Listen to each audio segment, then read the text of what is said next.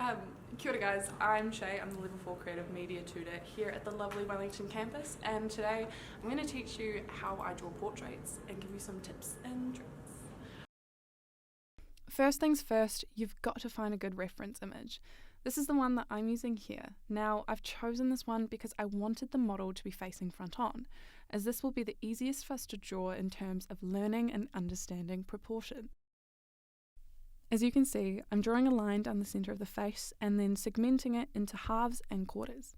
This helps us visualise the 4 quadrants of the face and gives us approximations as to where each facial feature will sit. Your nose and your mouth sit along that centre vertical line, and your eyes and eyebrows sit on either side.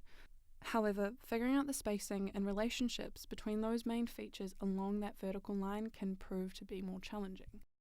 These are approximations, however they can help to give some guidance. The eyes will sit near the halfway mark between the top of the head and the chin, and the top lip should align somewhere around the bottom quarter line. To help further this understanding, it's valuable to break the form of the face into different shapes, namely circles, triangles, and squares. A circle for the top of the head with a squared off shape coming down, which ends in a triangular point, makes up our general face shape. I'm outlining the general lip area with a large circle as this comes forward, and I'm also pronouncing the nose with a triangle. From there, I'm using lines to help me visually outline the planes of the face and highlight where sharp bone structure will cause the most contrast between shadows and highlights. From here, we should start to be able to recognise some relationships forming in the face. For example, the bridge of the nose lines up with the eyes, and the arch of the eyebrow shows where the line of the brow bone sits. Finally, we'll look at where the shadows and highlights sit on our reference image. The key thing to note is that the darker areas will often be perceived as being further back, or recessing into the face.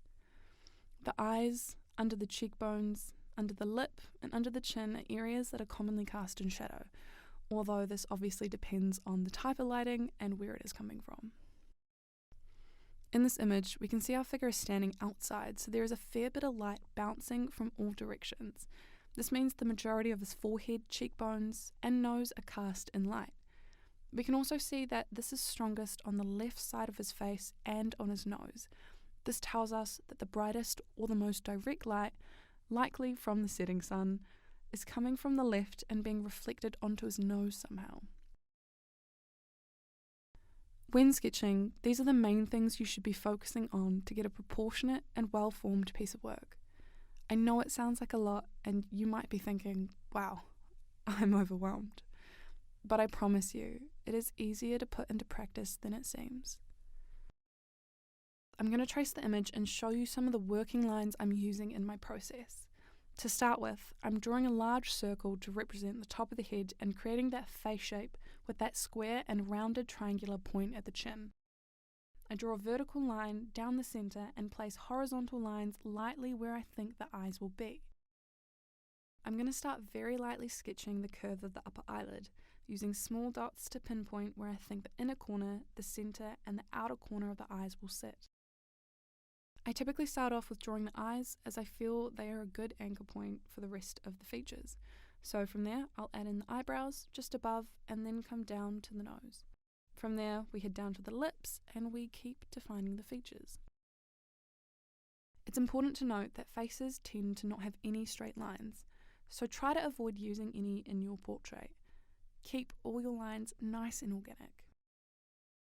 So this shows the process in relation to the face, in that I'm drawing directly on top of our reference. But what does this look like on a blank page?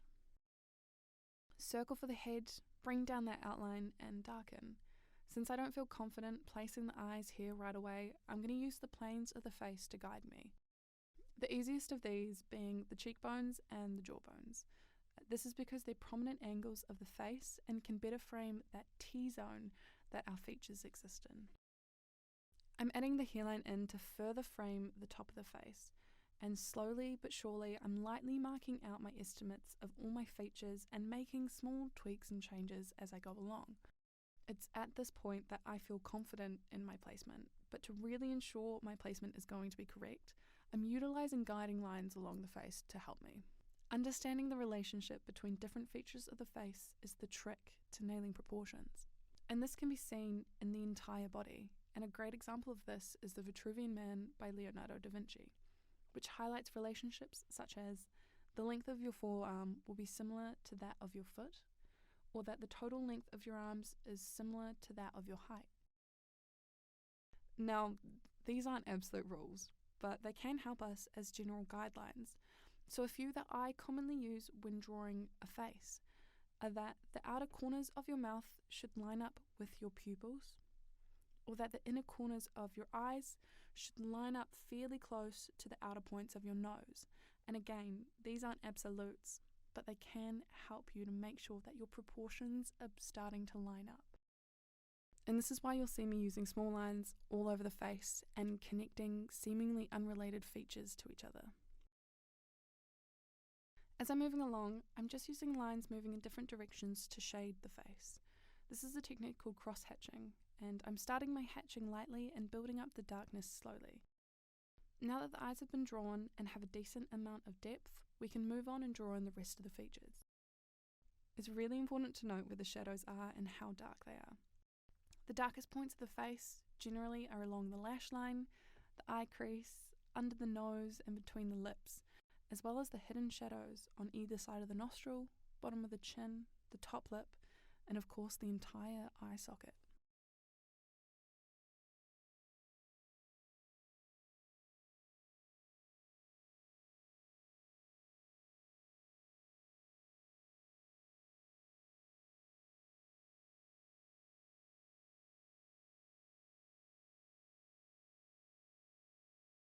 Even though I'm not finished, I am curious to see how accurate I have been with my proportions, so by laying the images underneath my sketch and playing with the opacity, we can see some slight deviations along the left side of the skull and the right side of the chin, where my proportions are slightly off.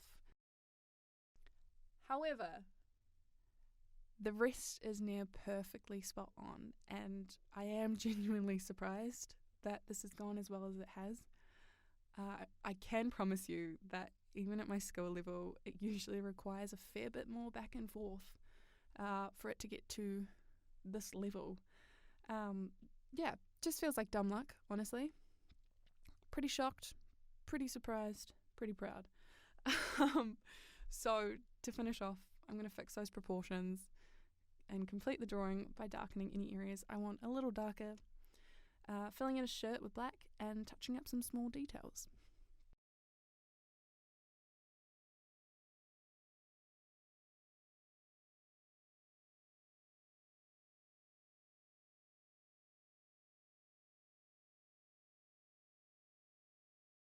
So if I were to keep this as a sketch, I would likely add in just a little bit more soft cross-hatching.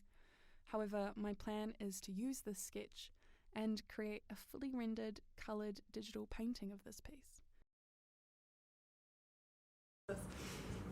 So there we have it, that is how you draw the sketch for your portrait. Let me know if you'd love to see how I then take this sketch and create a fully rendered digital coloured piece. Once again, my name is Shay. You can find me on Instagram at Shakayla. You've been lovely. Thanks for watching, thanks for tuning in, and I'm sure you'll all see me very soon.